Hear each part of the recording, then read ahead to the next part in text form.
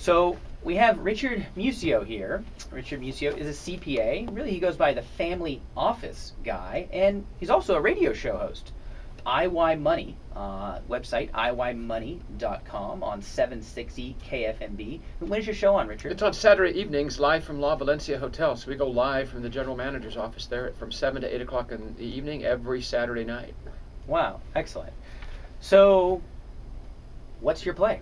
So what's my play? Yeah, I wrote a book, which I wasn't expecting to do.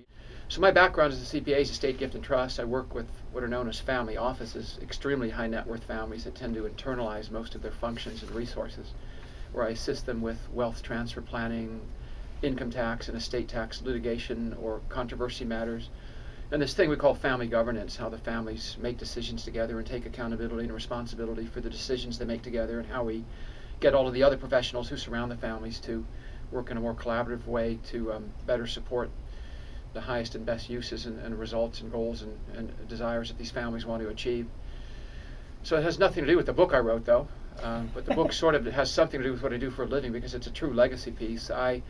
In high school, this would be in 1973 and 1974, I had a very bizarre job. I was 14 and 15 years old, and my job in high school was making scrapbooks for a famous tennis player by the name of Bobby Riggs, who during the course of 1973, which was basically the pinnacle or the height of the women's liberation movement, he played two very famous tennis matches, first against Margaret Court on Mother's Day of 73, actually not too far from here up at Ramona, California, where he beat Margaret Court, who was, by the end of that year, the number one female player in the world.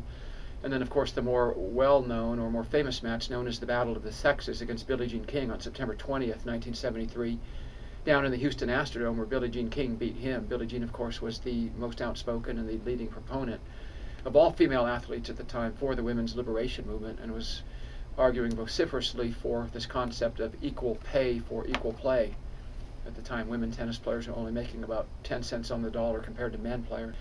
And of course, these tennis matches, along with the women's liberation movement, played into that whole theme of change.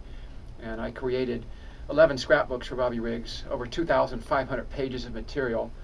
No, not on 8.5 by 11 paper, actually on 11 by 17 paper, with over 250 pages of hand-typed indices. Back then, everything was paper and everything was a manual type. It can be bought currently if you go to Amazon.com and just type in my name, Richard Muscio, M-U-S-C-I-O. But what we're trying to do, I'm trying to get everybody to buy it on the same day.